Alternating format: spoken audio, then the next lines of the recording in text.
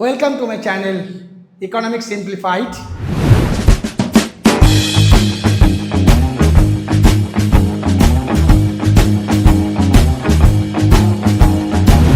এবার আসো government policy. Government policy মানে হচ্ছে ট্যাক্স হতে পারে, সাবসিডি হতে পারে। ট্যাক্স মানে ধরো জিএসটি সাপোজ, তাহলে এই যে goods and service tax GST, তাহলে জিএসটি যে বসানো হলো কীরকম, ওই আমার আগের উদাহরণটাই আমি নিচ্ছি। অ্যাভারেজ কস্ট ধরো 10 টাকা। এবার এই অ্যাভারেজ কস্টের উপর 7 টাকা আমি প্রফিট মার্জিন করেছিলাম, আমি 17 টাকা প্রাইস রেখেছিলাম। এইবার গভর্নমেন্ট এই প্রোডাক্টের উপর, আমার প্রোডাক্টের উপর একটা জিএসটি বসিয়েছে, কত? পার ইউনিটের উপর 1 টাকা। তাহলে নর্মাল প্রসেস কি বলে, বাস্তব কি বলে, যেটা আমরা দেখি, যতটা জিএসটি পড়ে ততটাই কিন্তু দ্রব্যের দামের সঙ্গে ঢুকিয়ে প্যাকেটের গায়ে লেখা থাকে ইনক্লুসিভ অফ অল ট্যাক্স, এবং সেটা কনজিউমারের ঘাড়ে গিয়ে পড়ে, because it is an indirect tax. পরে যখন ট্যাক্স ফ্যাক্স পড়াবো তখন আরও ভালোভাবে বোঝাবো। কিন্তু বারবার নোটিশ করাচ্ছি, এই টোটাল সাপ্লাই চ্যাপ্টারে আমরা এইগুলো কিন্তু ধরছি না। আমরা ধরছি যে এই জিএসটিটা যখন ইম্পোজ করবে that is the cost of production, তাহলে প্রডিউসার তার নিজের পকেট থেকে দেবে, এটা ধরে নেওয়া হচ্ছে। কারণ দ্রব্যের দামটা কিন্তু ফিক্স করে নিচ্ছি, ওটার সঙ্গে যোগ হচ্ছে না। তাহলে এখন কিন্তু দ্রব্যের দামের সঙ্গে এই জিএসটির পরিমাণ ঢুকে যাবে। তাহলে এখন 10 টাকার জায়গায় হয়ে যাবে 11 টাকা। তাহলে 11 টাকা যদি আমার দাম হয়, আমার তো দাম প্রাইস 11 টাকা যদি কস্টিং হয়, প্রফিট কত আমার? 7 টাকা। তাহলে এখন তোমার কত? 11 + 7, 11 + 7 18 রুপিস, হ্যাঁ কি না? দাঁড়াও, তাহলে 18, এটা 1 টাকা করো না, 10 + 17 তো, তাহলে 10 1 টাকা, ভুল করলাম। তাহলে 11 টাকা। এবার তোমার 17 টাকা তোমার প্রাইস, তাহলে প্রফিট মার্জিন কত? 6 রুপিস, হ্যাঁ কি না? 17 - 11 = 6। আগে কত প্রফিট মার্জিন ছিল? 7। তাহলে জিএসটি ইম্পোজ করলে প্রফিট মার্জিন কমে যাবে, because the producer have to pay from his own pocket, but normally it will be added in the price, normal situation, but we are not considering that situation. তাহলে এখানে the producer have to pay from his own pocket whenever the government impose the GST on the goods. That means margin of profit declines. তাহলে marginal profit যেহেতু declines করছে, because the price is fixed, so the producer will interested less to supply more. তাহলে ওই একই দামে কিন্তু supply সে এখন কম দিতে রাজি থাকবে। উল্টো দিকে যদি সাবসিডি হয়, মানে ভর্তুকি, অনেক সময় কী হয়, গভর্নমেন্ট বিশেষত এক্সপোর্টার, যারা এক্সপোর্টেড আইটেম উৎপাদন করছে, তাদের উৎপাদন ক্ষমতা, মনে করে এই কমোডিটিটা এক্সপোর্টেবল আইটেম, তাহলে 10 টাকা খরচ। এবার বিদেশের বাজারে যদি দ্রব্যটাকে মোর কম্পিটিটিভ করতে হয়, তাহলে দ্রব্যের দামটা আমার কম করতে হবে, কারণ বিদেশে আমার দাম যদি অন্যান্য দেশের দামের তুলনায় বেশি হয়, তাহলে আমার প্রোডাক্টটা সেল হবে না। তাহলে এজন্য গভর্নমেন্ট কী করলো, আমাকে 2 টাকা সাবসিডি দিল। তাহলে এখন 2 টাকা সাবসিডি দিলে পরে আমার ওন কস্ট কত হলো? 8 টাকা। আগে কত হয়েছিল? 10 টাকা পার ইউনিট। এখন কস্টিং দাঁড়াচ্ছে 8 টাকা। তাহলে এখন যদি আমার 8 টাকা কস্ট হয়, আর যদি দ্রব্যের দাম যদি 17 টাকাই থাকে, তাহলে কত হচ্ছে? 8, তার মানে 17 - 8 9। তার মানে এই যে 17 রুপিস - 8 রুপিস মানে 9 রুপিস। আগে কত প্রফিট ছিল? 7। এখন কত হলো? 9। তার মানে সাবসিডি দিলে পরে প্রফিট মার্জিন বাড়ে, keeping the price as fixed, supply বেশি করবে। জিএসটি করলে বা ট্যাক্স করলে কস্টিংটা বেড়ে যাবে, তার মানে প্রফিট মার্জিন কমে যাবে, কিপিং দ্য প্রাইস ফিক্সড। বারবার বলছি, কিপিং দ্য প্রাইস ফিক্সড, তাহলে সাপ্লাইটা কম করবে। এই হচ্ছে মূল ফান্ডা, আর কিচ্ছু নেই।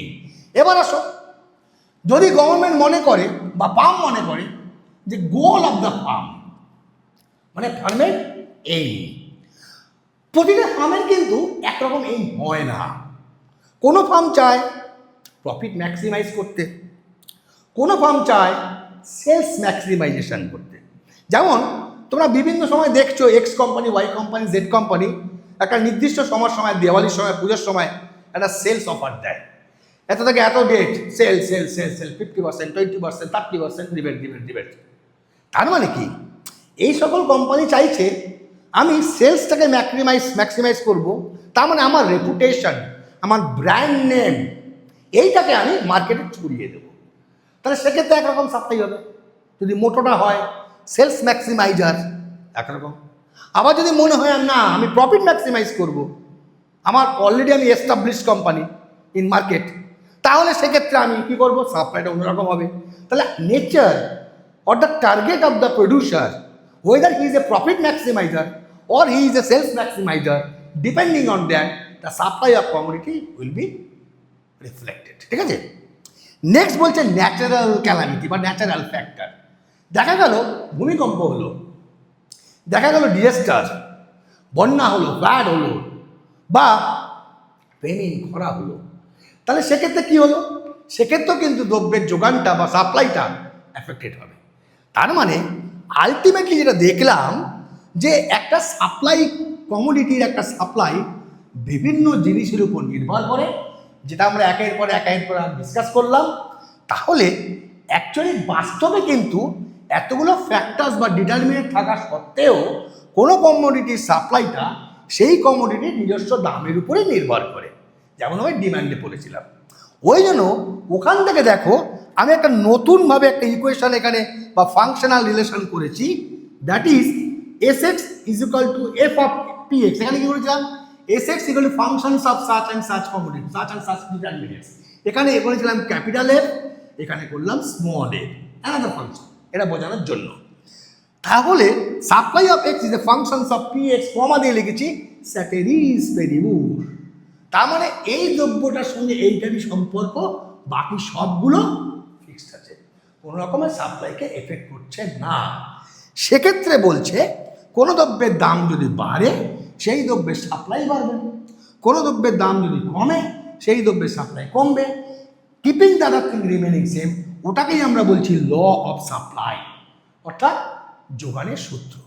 তাহলে যোগানের সূত্র থেকে যদি আমি দেখি, আমার প্রথম ভিডিও কি বলেছিলাম, এটাকে বলেছিলাম কজ, এটাকে বলেছিলাম এফেক্ট। তাহলে ডেল্টা Px যদি এক্স দ্রব্যের দামের পরিবর্তন হয়, সেটা পরিবর্তনটা প্লাস হতে পারে, মানে বাড়তে পারে, তাহলে সেক্স এক্স মানে এক্স দ্রব্যের সাপ্লাইয়ের পরিবর্তন, ডেল্টা মানে পরিবর্তন, সেটাও বাড়ছে as per the law of supply. তাহলে প্লাসে প্লাসে প্লাস।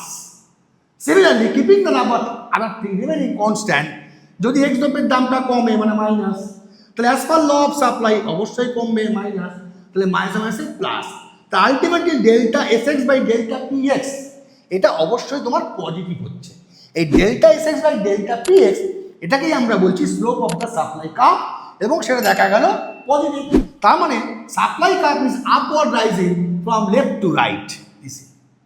তার মানে when the price is OP1, supply is OS1. When the price increases to OP2, then the supply is OS2.